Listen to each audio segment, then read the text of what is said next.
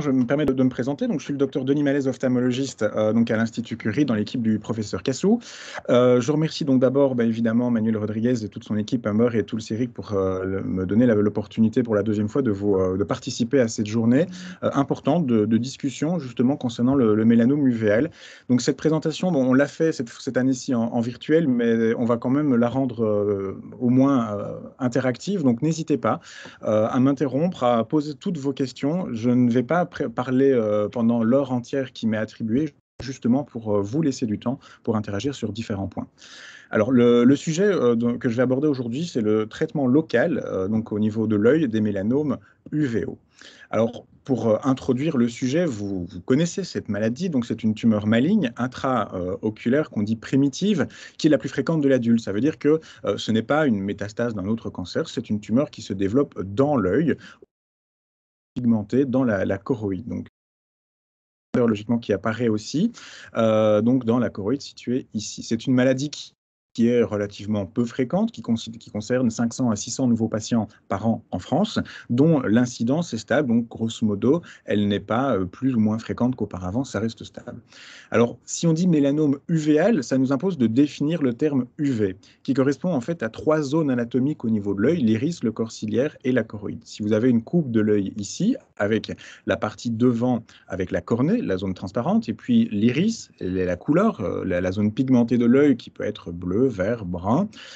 Et derrière, à l'inverse, on a le nerf optique qui fuse derrière vers le cerveau qui se situera alors vraiment à droite de l'écran.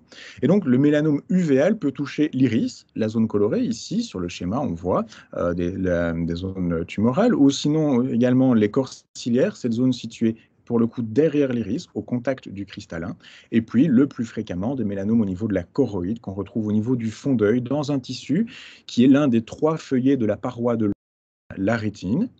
Vous avez déjà entendu parler de cette petite zone qui va devenir tumorale, et puis entouré de la sclère qui est grosso modo le blanc de l'œil. Quels sont les facteurs de risque connus pour le mélanome uvéal? Ce sont des facteurs décrits dans la littérature, sans qu'on ne connaisse nécessairement le lien explicatif entre le facteur de risque et l'augmentation justement du risque. Typiquement, on décrit des patients souvent avec un teint plutôt clair, une peau moins pigmentée, également un iris plutôt clair. Ce sont des patients qui globalement ont plus de 50 ans. Un facteur de risque important, c'est un névus choroïdien, c'est-à-dire grosso modo un grain de beauté déjà présent dans l'œil qui, à un moment ou un autre, va se développer, va s'activer et devenir un mélanome. On peut faire, c'est un peu comme un grain de beauté au niveau de la peau qui pourra devenir tumoral, bien que les pathologies sont différentes.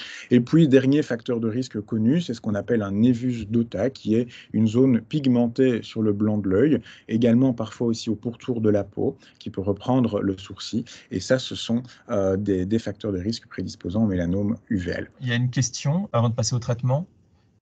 Oui, l'influence du soleil a-t-elle été étudiée? Parce que je vis en Andalousie et je me suis demandé si trop de soleil avait une influence. Ce sont des vieilles notions qu'on a supposées auparavant, mais à la différence, on ne retrouve pas en fait dans les analyses au niveau de la génétique des tumeurs des cassures au niveau de l'ADN typiques de l'exposition de solaire comme on pourrait l'avoir au niveau de la peau. Donc a priori, ma réponse sera non. À cette question-là, il n'y a pas de lien avec l'exposition. Merci. Je laisse continuer. Pas d'autres questions pour le moment? Non, pour le moment, non. Parfait. Alors, je continue. Et donc, le plan de la présentation, ça va se dérouler dans ce sens-là. On va d'abord, avant de prendre en charge un mélanome, devoir affirmer le diagnostic d'un mélanome uvéal. Et puis, on va discuter avec vous pour choisir le traitement le plus adapté. Évidemment, il faudra gérer les complications des traitements envisagés. Et dans ce cas-là, ce sera une partie abordée par le docteur Maté et le docteur Dandal. Et puis, évidemment, après traitement et gestion des complications, il faudra évidemment suivre tant au niveau ophtalmologique qu'au niveau général. Ce sera aussi abordé durant la journée. Alors, pour poser le diagnostic d'un mélanome uvéal, on va se baser sur un faisceau d'arguments qui va notamment regrouper des arguments dits cliniques ou temporels. Alors, Concernant les arguments dits cliniques, ça va correspondre à l'ensemble des plaintes que vous aurez et de ce que nous, on pourra observer en consultation. Typiquement, concernant donc les symptômes, entre guillemets, vos plaintes, ça pourra être dans certains cas des phosphènes, des flashs lumineux, des myélésopsies, donc des corps flottants, des taches qui bougent devant l'œil, ou également des métamorphopsies, c'est-à-dire une déformation au niveau de la vision. Dans certains cas, les patients peuvent également se plaindre d'une baisse d'acuité visuelle ou d'un scotome, c'est-à-dire une tache dans le champ de vision. Et puis, dans certains cas, il n'y a aucune plainte. C'est une découverte qu'on dira fortuite lors d'un examen ophtalmologique traditionnel qui aura mis en évidence cette lésion au niveau du fond d'œil. Au niveau des signes cliniques, on commence, nous, notre examen par un examen à la lampe à fente. Vous connaissez cet examen où vous êtes adossé à la machine et puis nous, avec notre microscope, on vient observer la première partie de l'œil, celle qui est située devant l'iris. On peut retrouver ce qu'on appelle un mélanome de l'iris, justement. On voit cette zone pigmentée ici qui déforme la pupille. On peut également avoir un mélanome au niveau des corps ciliaires et de l'iris. Les corps ciliaires donc, étant situés derrière l'iris ici dilaté, on voit la masse ici, mais il y a également une partie de la tumeur qui est venue se loger devant l'iris. Donc c'est à la fois derrière et devant. Et puis, dans certains cas, on réalise également ce qu'on appelle une gonioscopie. Certains de vous qui nous écoutez avaient peut-être eu cet examen où on vient déposer sur l'œil, évidemment après une anesthésie par goutte, un verre avec un gel de protection de la cornée pour aller mieux voir certaines parties. Si vous avez une vue de l'œil ici, évidemment, nous, de façon directe, on observe l'iris, et puis avec ce verre, on va pouvoir aller voir cette structure bien précise qui est l'angle iridocornéen, qui nous permet de voir ce qui se passe à cet endroit-là. Et donc, avec ce verre, on a 3 miroirs différents qui nous permettent d'aller voir dans les coins ici et surtout de la périphérie. Et donc voilà l'aspect qu'on a entre l'iris qui est ici et différentes structures, un angle qu'on appelle l'angle iridocornéen qui est tout à fait normal, et puis de l'autre côté, vous voyez qu'il est charnu, rempli de anormal et dans ce contexte-ci tumoral. Et pour vous redonner cet exemple, si on a ce patient qui présente un mélanome au minimum au niveau de l'iris, lorsqu'on pose ce verre à 3 miroirs, dans ce verre-ci, je vais observer ce qui se situe là-bas et je vois que dans mon angle, il y a un tapis pigmenté brun. Donc, il y a des tumeurs également ici aussi. Et puis, sur ce miroir-là, je vais voir ce qui se passe ici. Il y a également un tapis pigmenté. Et dans ce miroir-ci, je vois ce qui se passe ici. Donc, ça nous permet de mesurer l'entièreté de la tumeur. Et donc, elle n'est pas malheureusement uniquement localisée ici, mais notre examen clinique permet de déterminer qu'elle est également en train de remonter. Et évidemment, ça adaptera les zones à traiter. Et puis, dans certains cas, les tumeurs ne sont pas visibles lorsque le patient regarde dans l'axe. À nous d'aller chercher en faisant regarder le patient sur le côté, ou quand le regard est ici sur le côté interne, on voit apparaître cette masse dans le coin, qui est une masse tumorale. Et puis, quand on fait cet examen en lampe à fente, on observe aussi des signes indirects de ce qui peut se passer dans le fond de l'œil, typiquement des vaisseaux dits sentinelles, qui sont des vaisseaux anormaux qui viennent nourrir la tumeur, qui n'est pas visible à l'extérieur, mais qui est localisée dans l'œil. Et puis, quand on prend la photo où on a un mélanome qui est à la fois dans l'œil et puis qui a fait tout le tour sur la partie inférieure de l'iris, on voit cette tache qui a grandi sur la photo de droite, qui est ce qu'on appelle un nodule d'extériorisation. C'est-à-dire que c'est la tumeur qui est à l'intérieur de l'œil, qui traverse les parois, et ça, ce sont des éléments qu'on peut observer, et ça nous fait adapter parfois notre prise en charge.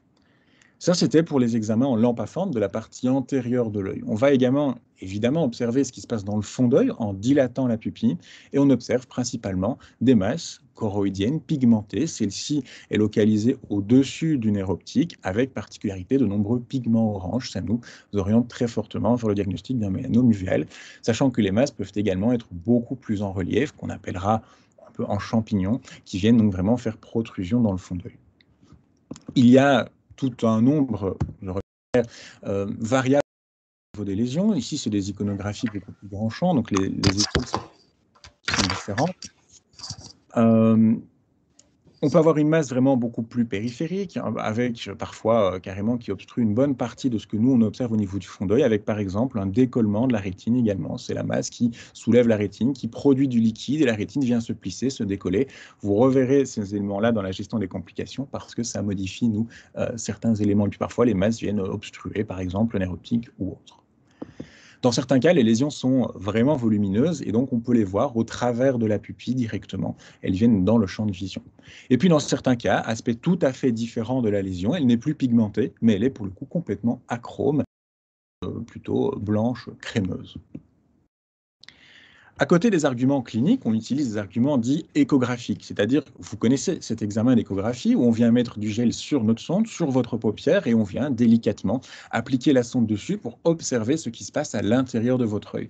L'avantage de cette technique-là, c'est que ça nous permet de mesurer la lésion, qui peut être petite, ici, épaisseur 3,42 mm, et on retrouve une lésion un peu en dôme, ce qu'on appelle échogène, parce qu'elle est... je regarde, j'ai une question, je réponds à la question. Alors, je vous reparle de cette lésion pigmentée un tout petit peu plus tard. Et on pourra revoir à ce moment-là, mais dans moins de 5 minutes. Et donc, cette lésion au niveau en échographie peut être hypoéchogène, donc noire par rapport à d'autres structures. Et puis, la masse peut être beaucoup plus volumineuse. Et ici, on a par exemple une masse de presque 15 mm qui vient envahir quasi la globalité de la cavité de l'œil. On peut observer d'autres signes indirects qu'on appellera une excavation au niveau de la choroïde. C'est-à-dire que si on suit le tissu ici, on ne le retrouve pas là-bas. Il s'est excavé, il s'est aminci. Ce sont des signes qui nous aident aussi à affirmer le diagnostic. Dans certains cas, au moment où on observe le patient, le mélanome a pu saigner dans l'œil. Donc, l'œil est rempli de sang, on ne peut plus facilement l'observer, ça doit nous faire évoquer d'autres types de diagnostics et on peut dans ce cas-là demander l'apport d'échographies adaptées. Les échographies en mode Doppler qui vont nous permettre de visualiser la vascularisation directement à l'intérieur de la tumeur. Ça, ce n'est pas nous, ophtalmologistes, qui le faisons, ça peut être soit des radiologues ici à l'Institut Curie ou parfois on va demander une collaboration avec d'autres centres pour réaliser cet examen.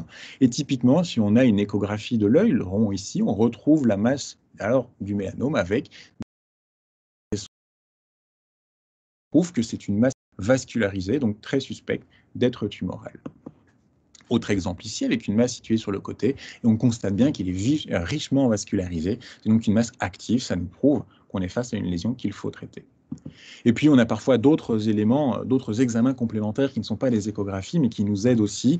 Typiquement, on aura pu demander une angiographie à la fluorescéine où on injecte par le bras du colorant. Ce colorant se répartit dans l'entièreté des vaisseaux, mais également dans les vaisseaux de l'œil. Et donc, on pourra observer notamment les artères, les veines qui se remplissent, et puis la tumeur également qui se remplit, qui va être parcourue. Vous verrez peut-être dans les comptes rendus ces termes de pinpoints, qui sont des petits points à la surface de la lésion où le colorant va progressivement se diffuser. On ne les voit pas autant les plus précoces, mais après plusieurs minutes, les taches blanches sont plus visibles, plus grandes. Il y a donc du colorant qui diffuse. De nouveau, ça nous oriente. On utilise différents types de colorants. On peut utiliser du colorant dit au vert d'indocyanine qui nous montre mieux les vaisseaux dans la tumeur. Ou si on a cette photo-ci, on va voir des proliférations des réseaux tumoraux anarchiques, comme ici aussi, on les voit à l'intérieur de la masse. C'est donc des éléments de nouveau suspects qui nous aident à poser et à affirmer le diagnostic de mélanome. On vous fait aussi passer en consultation un examen par OCT maculaire. Je ne m'attarde pas dessus parce qu'il est moins utile pour les mélanomes choroïdiens. Mais grosso modo, on voit ces masses ici qui viennent soulever, faire protrusion dans l'œil. Ceci correspond à des petits mélanomes choroïdiens. Dans certains cas également, on va demander une IRM. C'est pas fréquent, c'est même assez rare. Des éléments qui peuvent aussi nous aider pour affirmer le diagnostic lorsque le fond d'œil n'est pas accessible. Par exemple, s'il y a une hémorragie dans l'œil, on voit une masse qui va, en fonction des différentes séquences analysées par le radiologue, prendre des aspects différents. Et c'est la somme de l'aspect lors de différentes séquences qui nous permettent d'affirmer également qu'on est face à une lésion tumorale de type mélanome. Troisième type d'argument, ce sont des faisceaux des arguments dits temporels. Finalement, une tumeur est une lésion qui évolue dans le temps. Et bien, si on la voit, si on prouve qu'elle grandit entre un examen et un autre, on sait qu'on est donc face à une lésion agressive, active, qu'il faut traiter. Prenons l'exemple de ce patient-ci qui présentait ce qu'on suspectait déjà être une lésion qu'il fallait surveiller, donc un névus choroïdien suspect en 2018, mesuré en échographie avec une épaisseur limite de 2,51 mm. Parfois, 2019 après, un an après, en 2019, on retrouve une lésion beaucoup plus volumineuse qui a fait protrusion au sein de la lésion suspecte et on revoit en échographie une lésion qui, pour le coup, a pris un net volume. On a une preuve en se disant la lésion change, c'est donc un mélanome choroïdien à traiter. sont plus subtiles. Si vous voyez cette patiente qui avait une lésion en 2019, j'ai tracé son bord supérieur en pointillé. On est à une certaine distance par rapport au vaisseau. 2020, la distance par rapport au vaisseau ici est beaucoup plus faible. Il y a donc eu un étalement de la pigmentation. Et donc, on a une preuve qu'il y a une croissance qui n'est pas flagrante, mais certes, il y a croissance. Donc, on pourra commencer à discuter avec le patient de possibilités de traitement. Alors, on m'a posé une question concernant le fait que la lésion n'apparaît pas lors d'un TEP scanner. Pour moi, c'est d'une part en partie, il faudrait vérifier probablement que le traceur, donc le FDG utilisé, ne peut pas suffisamment rentrer au niveau de la tumeur. Probablement que c'est lié aux caractéristiques particulières de l'œil, qui est une zone un peu isolée du reste de l'organisme avec des barrières hémato-rétiniennes, et probablement qu'il n'y a pas une captation suffisamment forte du mélanome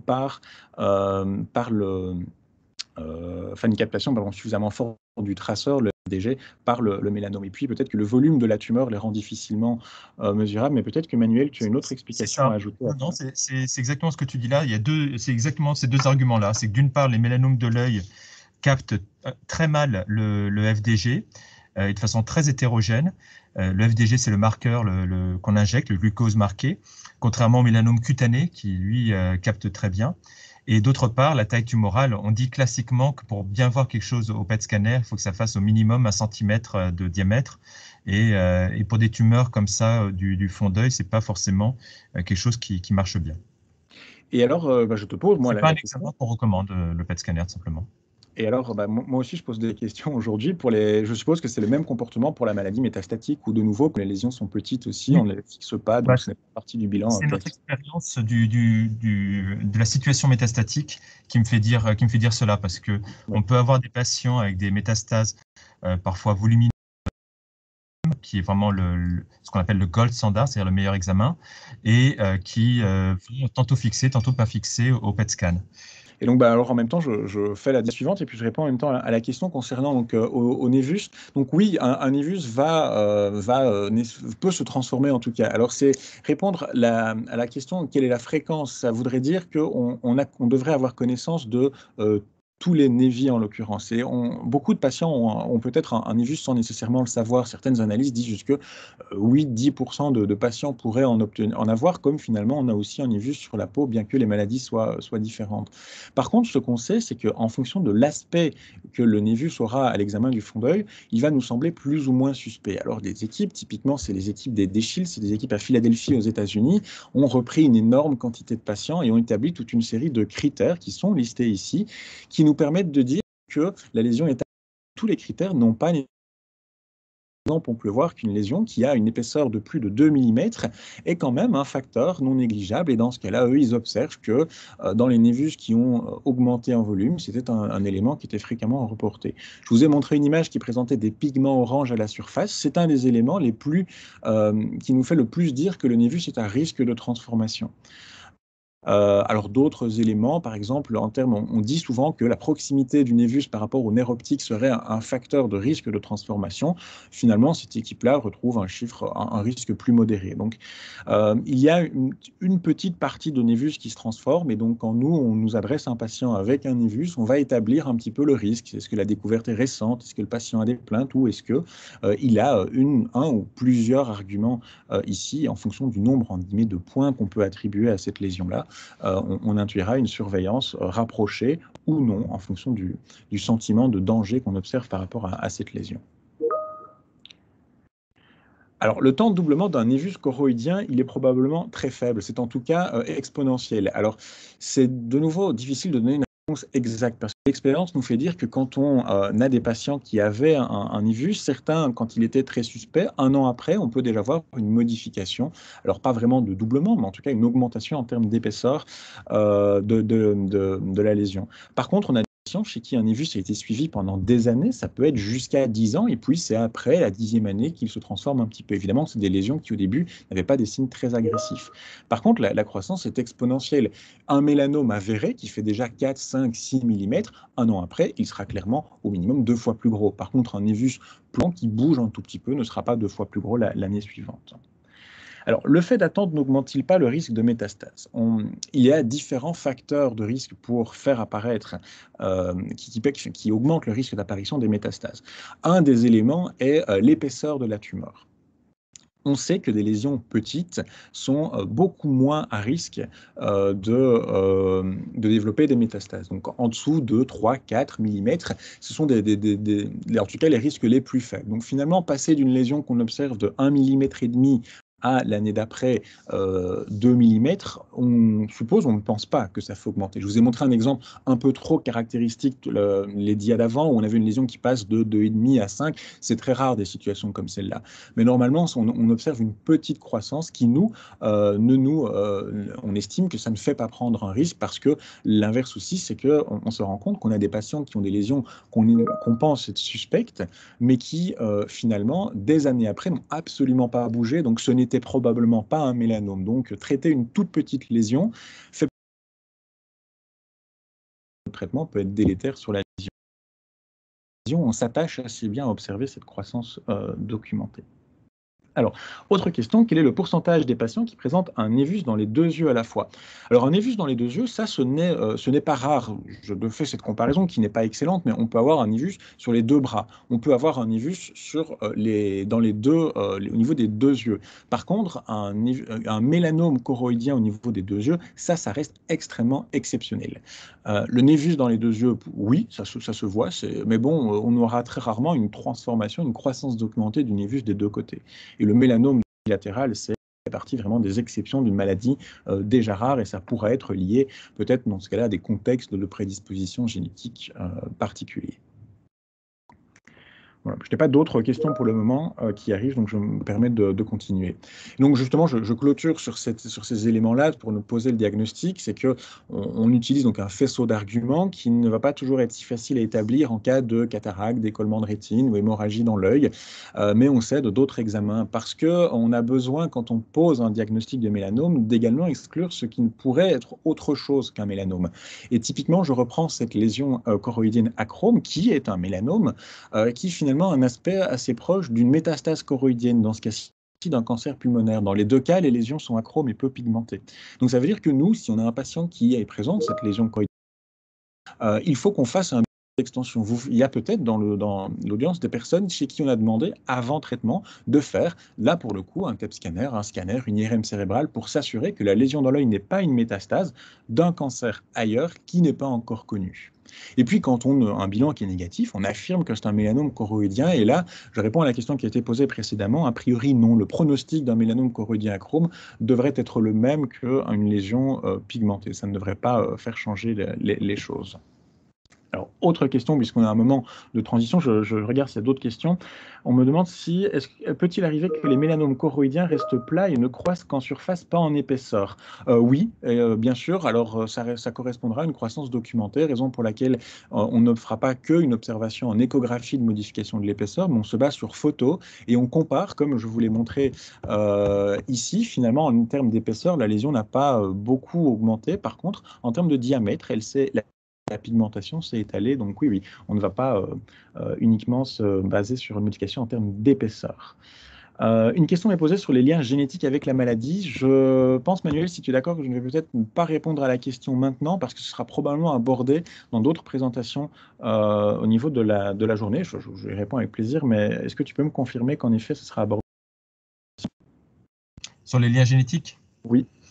Je réfléchis. Marc-Henri Stern pourrait le traiter, mais on n'en parle pas directement dans ce sujet-là. D'accord, on peut aborder en fait la question. Grosso modo, les liens génétiques, alors les liens, il faut voir exactement ce qu'on entend par génétique. Alors les liens familiaux, ce n'est pas déjà une maladie qui se transmet à la descendance. Donc ce n'est pas parce que vous avez un mélanome uvéal que vous risquez, vos enfants ne vont pas avoir, en tout cas ce sont des cas de nouveau très rares, un mélanome uvéal aussi. est-ce qu'il y a des syndromes génétiques de prédisposition à ça? Alors probablement qu'on ne pourra répondre que de façon totalement partielle puisqu'on n'a pas une connaissance génétique complète de la maladie, mais on sait qu'il existe des syndromes de patients qui présentent une mutation notamment au gène qu'on appelle BAP1, BAP1, qui sont des patients qui ont un risque plus élevé de faire différentes tumeurs, dont un mélanome uvéal. Donc ça fait partie d'un syndrome génétique qui peut augmenter le risque d'apparition d'un mélanome, mais ça reste de nouveau des cas rares d'une maladie déjà rare.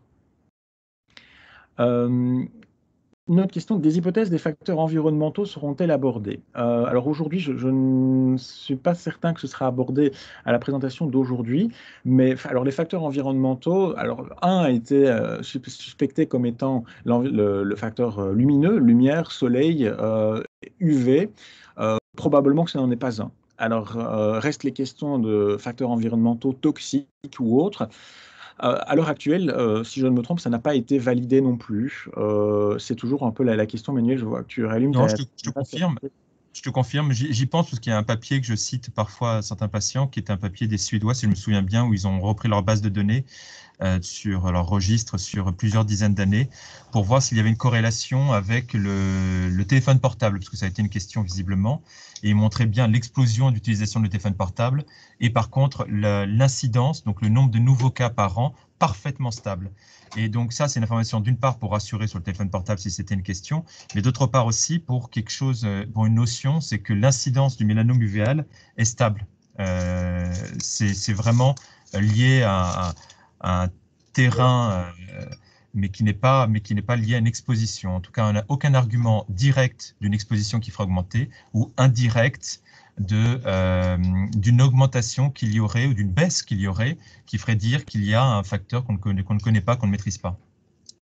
Oui, alors c'est vrai que parmi une des réflexions, c'est qu'une personne donc, est pilote en fait, de ligne et il y aurait un étonnement sur le nombre en fait, de patients pilotes qui présenteraient cette maladie. Alors, ça reste probablement des questions à explorer, à reprendre, à revalider en termes épidémiologiques. Alors, je réponds de deux choses. La première, c'est vrai que il y a eu le questionnement initial avait été fait, si je me trompe, sur une des cohortes de marins, en se disant qu'ils vivaient beaucoup également aussi à l'extérieur, avec peut-être des... C'était comme ça que ça avait été observé initialement, mais il y a déjà un paquet d'années, en tout cas non confirmé clairement par la suite. Il faudra vérifier, c'est clair. Peut-être qu'il y a d'autres facteurs quand même où les UV pourraient stimuler une partie, une prolifération sans provoquer des cassures typiques que l'on recherche pour affirmer ou non le lien avec les UV. Ça restera peut-être des données épidémiologiques d'abord à observer, à valider, à confirmer et à explorer. C'est vrai. Alors, pour aller encore dans ce sens-là, il y a des mélanomes oculaires liés aux UV. Ce sont les mélanomes de la conjonctive, Oui. donc de la surface entre guillemets de l'œil. Et cela augmente régulièrement avec le temps, du fait de l'exposition de plus en plus fréquente dans la population, en tout cas dans la population occidentale, au soleil. Donc il y a une vraie corrélation. Et ça, c'est le premier point. Donc on voit des mélanomes augmenter, mais c'est les mélanomes de la surface, pas les mélanomes de l'UV. Et l'autre point important aussi, c'est, ça va me revenir, oui, à l'intérieur de l'œil, en fait, c'est toujours étonnant et pas forcément intuitif, mais il y a très peu de lumière. Justement, vous avez tout le système de l'œil qui fait que c'est une chambre noire comme dans un appareil photo et qu'en fait, par rapport à ce qu'il y a sur la peau, pour la même surface, il y a beaucoup moins de lumière. Donc en fait, les mélanocytes, les cellules normales qu'il y a dans l'œil, en particulier dans le fond de l'œil, sont finalement très peu exposées à la lumière, ils sont protégés par la pupille. Ça, c'est un autre argument aussi. Oui, je voulais juste dire qu'il y a de la recherche très récente suédoise qui semble montrer que du mélanome de l'iris peut peut-être être lié au soleil. Il y a une signature mutationnelle de l'UV, mais ce n'est pas encore montré, donc ce n'est pas quelque chose qu'on a dans la clinique maintenant ou qu'on entend encore. Et désolé pour mon français, il y a longtemps que je parle pas, mais j'essaye. Merci André. En fait, il y a une étude australienne qui montre le rôle du soleil dans un type rare de mélanome uvéal, qui est le mélanome de l'iris. Et C'est même ça. maintenant, c'est lié cette année ou l'année dernière. Et pour être précis, en fait, donc le mélanome de l'iris, donc à l'avant, qui sont des mélanomes classiquement décrits de bon pronostic. Et la question qui se pose encore, c'est de savoir à quel point les UV ont réellement un rôle sur ces mélanomes de l'iris. C'est-à-dire qu'on voit qu'il y a une signature UV liée dans ces mélanomes de l'iris, mais ce serait développé sans le soleil, ça, c'est pas improbable. Donc, on voit qu'ils sont marqués par le soleil. Ils sont exposés au soleil, finalement. Ils sont exposés. Donc, on retrouve cette marque du soleil. Est-ce qu'elle est en cause? Ça, c'est le débat qui s'ouvre, mais c'est vraiment sur un très rare sous-type de bon pronostic. Quelqu'un demandait s'il y avait une différence entre l'épaisseur et le diamètre en termes de risque métastatique. Alors, a priori, c'est l'épaisseur qui est l'élément le plus caractéristique du risque métastatique. Le diamètre, nous, c'est un élément de risque de transformation d'un névus en mélanome, ça oui. L'épaisseur, par contre, est beaucoup plus associée au risque métastatique. À un moment, donc, après avoir posé le diagnostic, il faut qu'on s'attarde donc sur le traitement qui va être réalisé. Alors, le traitement en ophtalmologie, il va un peu être différent des volontés d'un ophtalmologiste habituel, où nous, en onco-ophtalmologie, le premier objectif est de contrôler la tumeur. Et puis, ça, c'est l'objectif premier. Deuxièmement, si en plus on peut préserver le globe oculaire, c'est évidemment un objectif secondaire à atteindre le plus souvent possible. Et puis, troisièmement, l'idéal est quand on conserve le globe oculaire de pouvoir en plus préserver l'acuité visuelle du patient. Donc, on est un peu obligé de travailler dans cet ordre-là. Et puis pour ça, donc d'une part, on va proposer des traitements dits conservateurs, on va maintenir l'œil, on ne va pas faire une chirurgie d'ablation. C'est donc dans ce cas-là un traitement par radiothérapie. On parlera de la protonthérapie ou de la curithérapie. Et puis dans certains cas, il n'est pas raisonnable de conserver l'œil, c'est donc une chirurgie d'énucléation.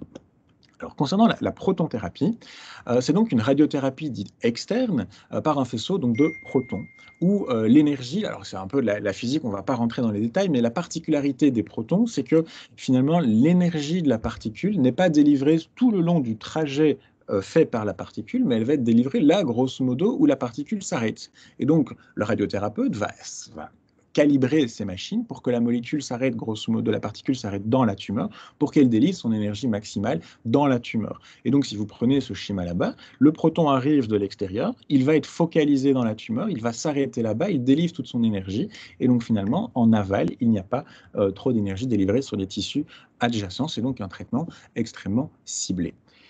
Comment est-ce que le traitement va être réalisé? Donc, première chose, évidemment, il y a une consultation à l'Institut Curie à Paris où l'on va poser le diagnostic en faisant une photo du fond d'œil, réalisant une échographie. On discute avec vous, on vous explique les tenants et aboutissants du traitement. Et nous, après, par la suite, on en rediscute en réunion de discussion pluridisciplinaire pour vérifier qu'un panel d'experts sur la prise en charge proposée. Avant de réaliser la protonthérapie, il faudra dire au radiothérapeute où il doit focaliser ses rayons afin de traiter la tumeur. Pour ça, on doit repérer cette tumeur et poser au pourtour de cette lésion des clips de repérage. Ce sont ces clips en fait en tantale, un métal dit non magnétique, qu'on va venir, lors d'une opération chirurgicale sous anesthésie générale, suturer à l'œil. Grosso modo, si vous avez un œil vu ici durant une opération, on va le transilluminer, ça veut dire qu'on va mettre de la lumière sur le côté de l'œil et par vision indirecte, on va voir de l'extérieur la lésion qui est en fait ici en noir. La lésion étant pigmentée, elle ne permet pas de traverser la lumière alors que le reste de l'œil est moins pigmenté et la lumière peut passer au travers. On a donc une délimitation précise de la lésion. On peut suturer les clips sur l'œil au pourtour et qu'on va après mesurer et dire au radiothérapeute que le clip 3 est à X mm de la lésion, le clip 2 est à X mm. Il va pouvoir, dans ce cas-là, recréer en 3 dimensions la tumeur, la modéliser grâce aussi aux scanners qui sont réalisés pour avoir un traitement extrêmement précis, l'adapter afin d'essayer d'irradier le moins possible, ça mes collègues en reparleront, les structures sensibles telles que le nerf optique ou la macula, ou typiquement la glande lacrymale, on en reparlera. Et puis après la chirurgie, vient le moment du traitement de protonthérapie à Orsay, où c'est un traitement extrêmement précis qui se fait sur 4 jours et il faut que le patient puisse être positionné d'une façon totalement reproductible entre les 4 jours de traitement. Raison pour laquelle certains d'entre vous connaissent probablement ce masque de positionnement thermoformé dans lequel le visage vient vraiment se mouler dedans pour être mis de façon reproductible avec séances de rattrapage et puis 4 séances de traitement, typiquement mardi, mercredi, jeudi, vendredi, avec, ça c'est un élément que vous décrivez très souvent, l'écarteur à paupières, qui vient vraiment sortir les paupières du champ d'irradiation pour ne pas les irradier inutilement, mais ça reste un élément en effet parfois gênant. On délivre une dose de 60 Gray en 4 fractions sur 4 jours, donc mardi 15 Gray, mercredi 15 Gray, jeudi 15 Gray, vendredi 15 Gray également. Et un traitement par protonthérapie est indiqué typiquement pour des lésions postérieures, qu'on retrouve donc au niveau du fond d'œil ou dans la choroïde, et puis on le fait également pour des lésions plus antérieures au niveau des corps ciliaires ou de l'iris. Mais on ne le fait pas dans tous les cas, soit quand la lésion est beaucoup trop grosse. Techniquement, cela pourrait peut-être s'envisager, mais dans ce cas-là, on sait que notre traitement va être beaucoup trop agressif pour l'œil et va ne pas être une solution confortable et ce ne sera pas le choix le plus adapté à ce type de tumeur très épaisse. Et puis, lorsque la lésion est située dans ce coin-ci, supéro-externe, supéro-temporal, on a malheureusement le risque d'irradier la glande lacrymale qui est celle qui permet de lubrifier l'œil. Et une irradiation de la glande lacrymale va la rendre non fonctionnelle et l'œil va devenir extrêmement sec par la suite et devenir très invalidant pour le patient dans certains cas. Donc, on ne va pas réaliser de protonthérapie dans ce contexte-là. À côté de la protonthérapie, on a une deuxième possibilité de radiothérapie, c'est ce qu'on appelle la curithérapie. La différence, c'est que les rayons ne viennent pas d'une source extérieure, mais ils vont venir d'une source qui est directement appliquée à l'œil. C'est ce qu'on appelle donc une radiothérapie dite de contact. La radiothérapie est de l'iode 125, rayonnement d'I-gamma, sont des détails physiques, avec la particularité, c'est que ce rayonnement est totalement arrêté par un métal lourd qui est en fait de l'or. Donc, comment va se passer ce traitement? Vous avez l'œil ici avec la tumeur qui est à l'intérieur. On va venir appliquer ce disque en or qui est rempli de bâtonnets d'iode radioactifs et on va venir appliquer ce disque sur l'œil. Les grains d'iode, en fait, vont émettre dans 360 degrés, donc ça, c'est ce que l'on souhaite, ils vont émettre dans la tumeur. Ils émettent a priori également derrière, à l'extérieur de l'œil, mais les rayonnements vont être bloqués par la plaque en or. On a donc une irradiation sécurisée uniquement dans l'œil, à l'intérieur de la tumeur. Le schéma, le parcours du patient est au début le même, consultation à Curie pour photo, échographie, discussion. On doit, nous, décider également de la taille du disque qu'on utilise pour qu'il soit adapté à la taille de la tumeur. On en discute en réunion pluridisciplinaire, évidemment. Et puis, la chirurgie est pendant une anesthésie générale, on va venir suturer le disque directement au contact de l'œil. On va, pour ça, évidemment, transluminer, mettre des fils de suture. Avec particularité, ce disque va devoir rester un certain temps, plusieurs heures, voire parfois plusieurs jours sur l'œil, pour que la dose suffisante soit délivrée dans la tumeur, depuis sa base jusqu'à l'apex, donc la pointe de la tumeur. Donc c'est pour ça qu'un patient qui est traité par curithérapie doit rester hospitalisé plusieurs jours, c'est variable en fonction de différentes caractéristiques, pour que l'irradiation soit totale au niveau de la tumeur. Et là, il faut rester dans une chambre protégée pour des raisons de radioprotection, puisqu'il y a quand même un dispositif, même si tout est bloqué par la particule en or, il y a quand même un dispositif irradiant sur l'œil. On souhaite obtenir 90 Gray, la durée, la dosimétrie de traitement, la durée pendant laquelle le disque est appliqué va varier en fonction évidemment de l'épaisseur de la tumeur, la taille du disque utilisé et on va dire l'activité, l'énergie encore présente dans les grains. Et puis évidemment, le disque est enlevé après quelques jours et le patient rentre au domicile. Une des particularités est peut-être finalement que pour obtenir 90 Gray à l'apex, il faut donner une énergie assez conséquente quand même à la base. Ça, ce sont des détails inhérents à la technique. On va l'utiliser pour des petites tumeurs très antérieures, mais on va surtout l'utiliser quand justement on ne peut pas faire des protons au niveau de cette zone supéro-externe parce que la glande lacrymale est dans le chemin. Donc dans ce cas-là, on va venir poser le disque directement au contact de l'œil pour traiter la tumeur dans l'œil, mais en évitant toute irradiation au niveau de la structure sensible qui est la glande lacrymale. Dans certains cas, cependant, on ne peut pas réaliser une radiothérapie. On doit passer à une chirurgie où on ne conservera pas l'œil. On va faire une ablation chirurgicale de l'œil et par conséquent également de la volumineuse tumeur. C'est ce qu'on appelle une chirurgie d'énucléation. Même principe, le patient est vu en consultation, on diagnostique la grosse tumeur, on a en échographie une confirmation de son épaisseur, on en discute avec le patient, ça a des implications, il faut qu'on prenne le temps pour le faire. Et puis, il y a cette discussion, nous, en RCP également. La chirurgie relativement courte, c'est 1h15, c'est sous anesthésie générale évidemment. On enlève la structure oculaire, mais on remet un implant en biocéramique à l'intérieur sur lequel on va venir suturer les différents muscles pour garder un petit mouvement au niveau de la prothèse. Juste après la chirurgie, on met un conformateur, une coque qui vient prendre la place de la future prothèse dont on va vous parler en détail par la suite.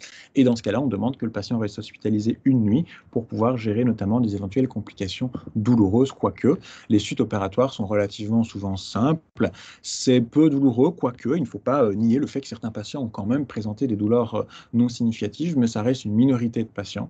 Le traitement après est simple dans le sens où c'est une pommade antibiotique pendant plusieurs semaines, uniquement matin et soir, avec un traitement antidouleur au besoin, un pansement quelques jours, mais on ne conseille pas du tout de garder un pansement occlusif longtemps. Souvent, après quelques jours, on peut l'enlever, mais en effet, certains patients préfèrent encore au début utiliser des lunettes solaires pour masquer un petit peu l'aspect tant que la prothèse n'est pas là.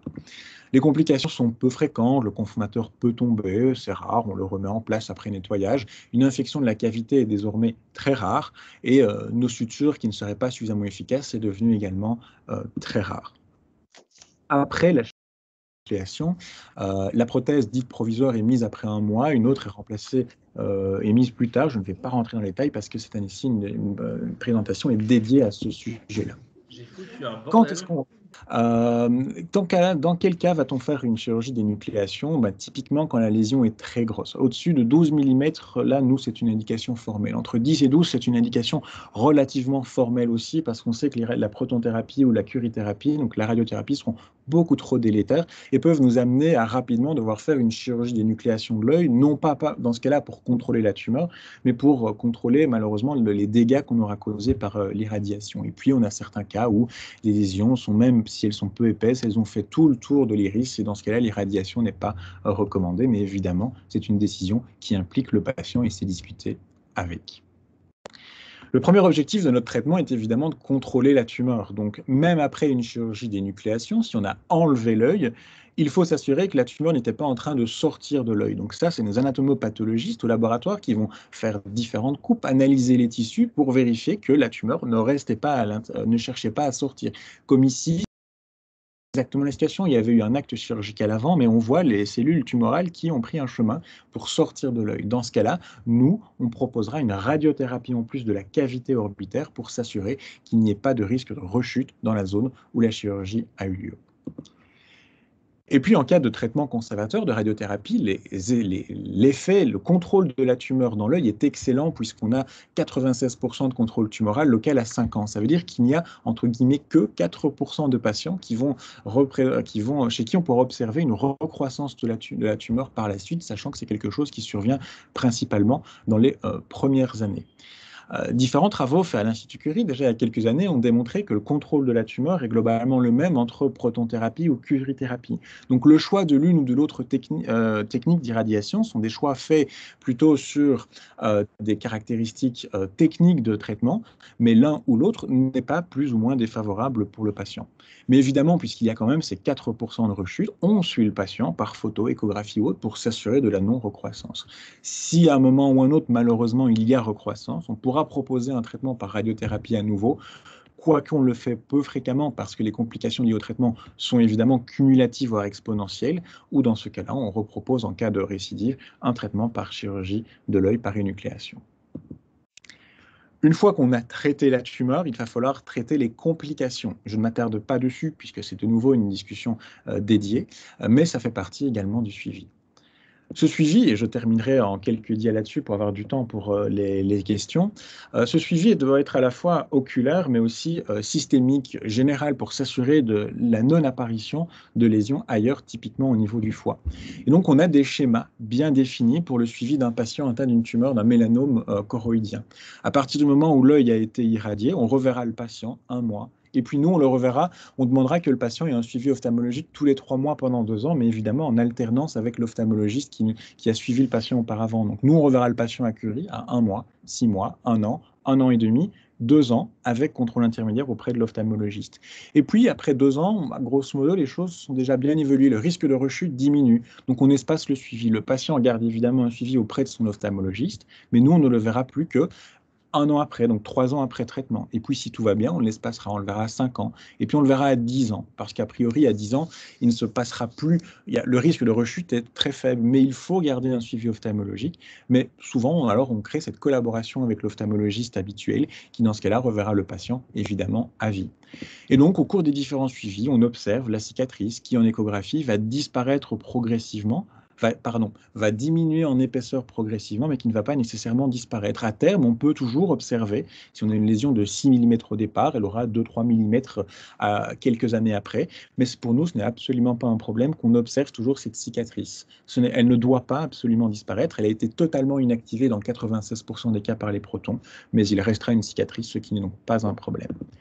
Et puis, évidemment, on va demander la collaboration de l'ophtalmologiste en ville qui va suivre très fréquemment. Puis à côté de l'œil, évidemment, il y a le suivi hépatique où on demandera.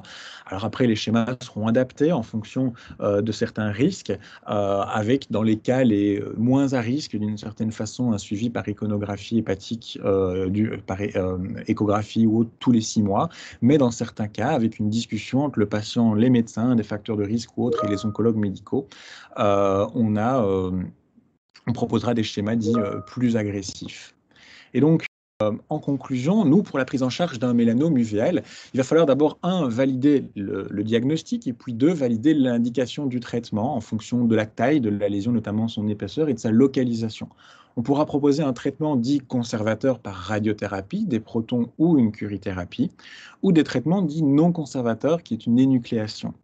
Et là, si des lésions, par exemple, de taille moyenne qu'on traite par radiothérapie, le fait de laisser la cicatrice dans l'œil n'est pas dangereux. Énucléer une tumeur petite ne diminue pas le risque métastatique. Ce n'est pas ça qui doit être un choix de traitement.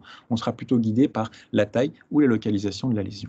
Évidemment, le rôle de nous, ophtalmologistes, qui avons indiqué le traitement, et puis en collaboration avec l'ophtalmologiste en ville, c'est de gérer les différentes complications induites par notre traitement. Voilà, je vous remercie de votre attention. Je vais arrêter le partage de mon écran pour revoir l'entièreté des questions qui sont posées. On va prendre un petit peu de temps. Il nous en reste quelques minutes pour répondre à cela. Alors, je remonte dans les questions. Qu'ai-je oublié de répondre? Donc, je repars à la question de 11h54. La cicatrisation reflète-t-elle l'agressivité de la tumeur? Alors oui, en fait, indirectement, mais pas de façon systématique. Il est possible, en fait, on se rend compte que des grosses tumeurs ont parfois tendance à diminuer plus vite que d'autres en termes d'épaisseur. Donc probablement qu'une tumeur agressive, qui était donc très épaisse, va être rapidement et brutalement arrêtée par la protonthérapie. Dans ce cas-là, la cicatrice va diminuer plus rapidement. Mais nous, la cinétique de décroissance de la cicatrice n'est pas indicatrice d'un risque de rechute ou autre. Notre objectif, c'est d'observer que dans les mois qui suivent la protonthérapie, la tumeur commence à diminuer en épaisseur, et puis on va observer qu'elle continue à diminuer, vite ou moins vite. Tout ce que l'on souhaite, c'est qu'elle ne réaugmente pas en termes d'épaisseur. Alors, question, l'ophtalmologique de ville ne fait pas d'échographie, en effet, mais ce n'est pas nécessairement un problème, parce que nous, on fait l'échographie et notre schéma de traitement est adapté pour que l'échographie soit faite tous les 6 mois pendant 2 ans, puis à 1 an, 5 ans. Il n'est pas nécessairement obligatoire que l'échographie soit refaite dans l'intervalle. Ça, le suivi a été évidemment créé de cette façon-là, sachant qu'en effet, l'échographie n'est pas toujours réalisée. Alors, dans certains cas, c'est vrai qu'il y a des situations personnelles où peut-être que le suivi a été parfois plus. Ça dépend aussi si ce sont il faudrait rediscuter des dossiers. Parfois, on se permet d'écarter plus. Si ce sont des lésions qui sont très peu à risque de rechute. C'est à réadapter en fonction du contexte, évidemment, de chaque patient. Par quoi est remplacé l'espace laissé par la cicatrisation qui diminue? En fait, il est remplacé par l'ancien tissu tumoral. Alors, je prends parfois un exemple un petit peu boiteux, mais si vous vous coupez, parfois vous avez au niveau de la peau une très belle cicatrice, mais parfois vous avez une cicatrisation aberrante avec une masse un peu indurée. C'est cette fibrose, c'est des tissus cicatriciels qui parfois, et ça ce sera quand même exposé dans les présentations d'après, peut poser problème en termes de gestion des complications. Parce que si les traitements par protons vont inactiver la tumeur en termes de prolifération tumorale, la croissance s'arrête, mais par contre, la sécrétion de substances toxiques peut rester. et provoquer des complications vasculaires. Je n'entre pas plus dans les détails maintenant. Donc parfois, c'est sûr que c'est une cicatrice qui nous rassure en termes oncologiques, mais qui parfois peut rester un problème en termes de gestion des complications. Alors, autre question. Protection du nerf optique. Ah bah là, évidemment, c'est un grand sujet parce qu'on souhaiterait vraiment pouvoir le faire. Malheureusement, c'est difficile de protéger. Un problème une personne qui fait un accident vasculaire cérébral, donc un problème vasculaire dans le cerveau, les nerfs optiques sont malheureusement, les structures nerveuses sont malheureusement atteintes et la récupération est parfois non présente. Donc le problème de la sensibilité des nerfs n'est pas spécifique à l'irradiation en oncologie, mais elle est malheureusement globale à la sensibilité des nerfs en eux-mêmes. Voilà. Alors il a été testé et montré sur d'autres types de pathologies qu'il y a moyen de préserver les tissus. Ce sera testé et envisagé, mais malheureusement, pour le moment, je ne peux pas vous dire qu'on a une technique efficace pour ça. On essaye alors aussi, nous, de moduler, si on peut, l'irradiation pour ne pas mettre trop de nerfs optiques dans le champ d'irradiation. Est-ce que la pose des clips peut abîmer le nerf optique? Non, parce que même si on essaye d'aller poser les clips au plus près de la tumeur, on n'a techniquement pas la compétence d'aller mettre des clips vraiment derrière l'œil au pourtour du nerf optique. On va s'aider des repérages pour ça sur photo, donc a priori non. La pose des clips, on est à distance du nerf optique, donc là, normalement, il n'y a pas de risque. Est-ce qu'on sait quelque chose sur l'apparition d'un mélanome choroïdien après un premier cancer, plus exactement un cancer colorectal? Alors, il faudrait, Manuel pourra peut-être mieux répondre que moi à cette situation de façon plus précise. Les associations entre cancers, c'est vrai que c'est décrit, il y a des patients qui malheureusement ne présenteront pas qu'un seul cancer. Ça peut dans certains cas être lié à des syndromes génétiques et dans ce cas-là, lorsqu'on a plusieurs cancers qui apparaissent, on peut proposer une consultation génétique pour exclure certains types de syndromes. Manuel, tu as peut-être une réponse plus précise que moi à donner dessus dans ce contexte-là. Mais a priori, il n'y a pas, à ma connaissance, il n'y a pas d'association directe entre les deux. D'abord, répondre par la dernière question posée, n'y a-t-il pas d'autres solutions que les clips pour modéliser l'œil en 3D? Alors si, bien sûr, mais les clips ont en fait deux rôles. J'en ai expliqué le premier qui est donc la localisation précise de la tumeur. Et puis surtout, donc ça, on est basé sur, c'est sûr que sur photo, on utilise les photos quand les lésions sont localisées vraiment au niveau du fond de l'œil ou sur une seule et même photo, on a tous les bords de la tumeur. Ça nous aide beaucoup et donc on n'a pas besoin de l'entièreté des clips en effet de repérage. Par contre, il y a aussi une autre notion, c'est qu'il faut que le patient soit positionné de façon extrêmement reproductible et surtout que son œil soit posé de façon reproductible parce qu'un œil peut avoir une légère torsion dans un angle ou dans un autre en fonction de différents contextes. Donc les clips ont aussi cette possibilité de repositionner, mais on est positionné au dixième de millimètre près sur la chaise de protonthérapie. Donc le clip a aussi ce rôle-là. Donc quand bien même on pourrait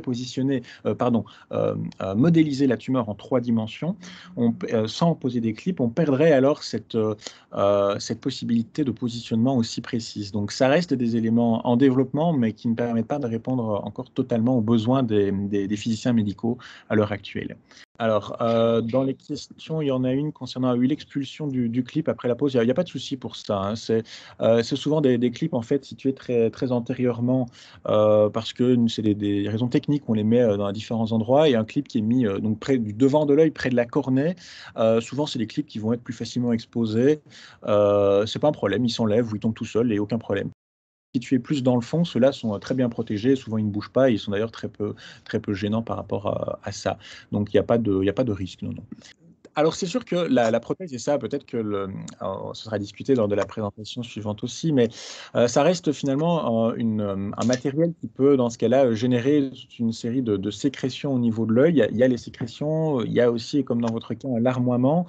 On sait typiquement que la dynamique des larmes, c'est quelque chose, c'est une larme qui est sécrétée de en interne avec la larme qui coule sur le bord de la paupière. Et tout ça est adapté en fonction d'un volume normalement prévu pour la structure oculaire habituelle. Donc c'est sûr que la modification des reliefs avec l'implant et la prothèse peut modifier la récupération de cette larme par le point lacrymal. Et donc c'est sûr que si la physique d'écoulement de la larme n'est plus la même sur cette paupière qui n'est plus positionnée de façon identique, malheureusement, la larme ne sera plus bien récupérée. Donc peut-être qu'il y aura des pistes abordées dans l'exposé précédent.